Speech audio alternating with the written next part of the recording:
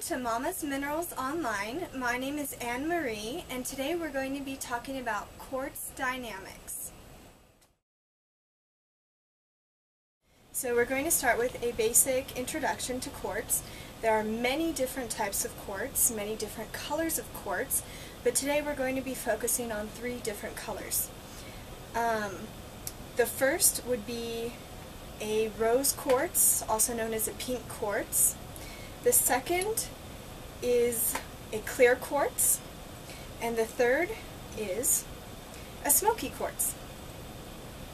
Now, for metaphysical purposes and metaphysical healing purposes, the most practical quartz to use is a clear quartz. And the reason for this is because clear quartz is easily programmable, meaning that it's easy to put your own intentions into the quartz when doing metaphysical healings.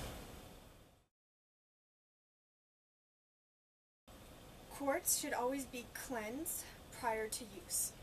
So cleansing can be composed of many different forms. The first form I recommend is saging, and what you do when you sage is you light a sage stick and you would sweep your sage stick around your quartz. Okay. Another form of cleansing is to leave your stone in the light of the full moon for a full 12-hour period. Another way to cleanse it would be to put it in water and sprinkle it with salt and leave that for 24 hours. This would be to clear the energetic fingerprints of anybody who has touched your quartz.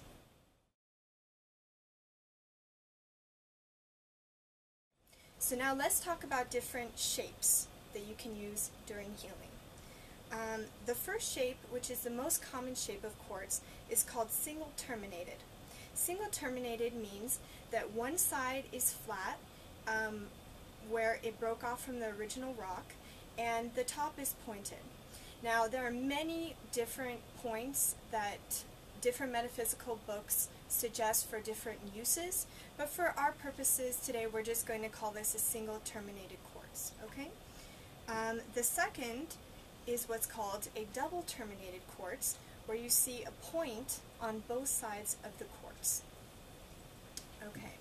The third would be called a quartz cluster, and the fourth is a quartz globe. Okay? So now, when using a single terminated wand, the way the energy moves through this is it's going to move up the base of the quartz and exit through the apex in the form of a flashlight. Okay, so if you can imagine a flashlight beaming its light forth, that's what your energy moving through this stone is going to look like. Okay, so the second stone I'd like to talk about is something called a double terminated wand. This is again a quartz wand. You would do the same as you would with a single terminated wand. The only difference is that the energy in a double terminated wand is moving back and forth between client and healer. Okay? So this is a type of wand that would only be used if you are requiring an energy exchange, not if you desire to give good energy and not receive any back. Okay, this particular wand has been cut and polished. Some people prefer to use cut and polished wands. Some people prefer more natural stones, as they believe that natural stones have a natural geometric pattern that is congruent with a person's aura. It's up to the practitioner, whatever you prefer. Mama's Minerals also carries single terminated wands that have been cut and polished. Some people prefer to use these because they provide a more consistent form of energy flow. Again, it's up to the metaphysician and what they prefer. So let's move on to a quartz pyramid. A quartz pyramid is very interesting because this is what I would call passive energy flow. You actually don't have to do anything when it comes to the quartz pyramid other than put it on whatever you would like to energize and make sure that light is able to pass through it. Now the way that it works is it pulls energy from its surrounding environment down in through its apex into whatever you place it upon. So for instance, if you'd like to energize your jewelry box and energize all the pieces of jewelry that you wear on a daily basis, you could use a quartz pyramid. Also, if you would like to energize someone's crown chakra during a healing, you would be able to use a quartz pyramid. Now, I wouldn't recommend the use of this lightly when doing healings. However, this can be placed anywhere in the home to uplift the environment and energize your environment. Along those lines of energizing your environment is a quartz cluster. A quartz cluster has a very dynamic energy. And the reason for this is because quartz is amplifying the energy of whatever space you put it in every single crystal, in every single direction that each crystal is pointing. So from a feng shui perspective, if you need to bring energy into your wealth corner or energy into your romance corner of your house, this would be a terrific stone to place in a corner to bring up the energy.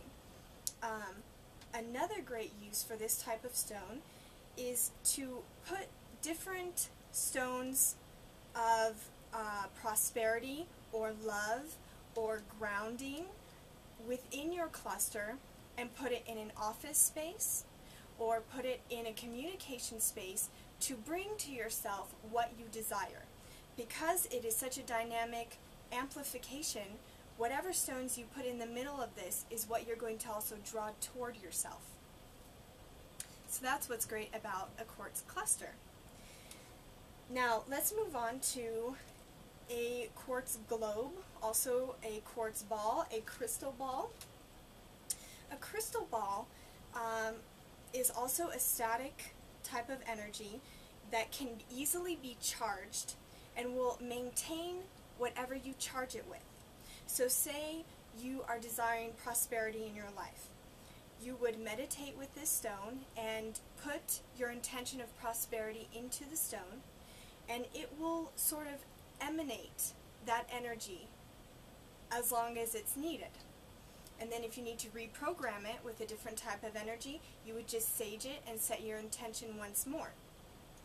But a globe basically vibrates all on its own. It's like its own emanation, almost like a little light bulb. Okay? So the next stone we will move on to are the very small quartz. And the reason that I've included these is because I want everyone to know that you don't have to have a very large quartz to be effective. Even a small quartz such as these can be very effective in re-energizing yourself during travel or at home during meditation. They can either be placed in the palm with the terminated ends pointed toward the body, okay? And so you would sit in a lotus position with your hands as such, drawing energy from the universe into your body. Another great way to use these during meditation or also during healing ceremonies would be to place 4 of these around the body.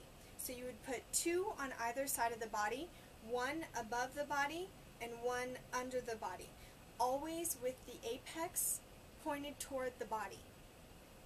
Another great way to use these is during meditation, you can just place 4 of them around your body. Very effective. Another very effective use of very small crystals is during chakra healings. If you have a particular stone, say a rose quartz, on your heart chakra, any small quartz pointed at the stone will energize that stone. So start with 2, always a symmetrical amount, and then you can move on to 4, 6, 8 if really necessary. However, I only advocate the use of 2 or 4 to begin with. And that is pretty much it for Quartz Dynamics. Thank you so much for joining us today at Mama's Minerals Online. Namaste.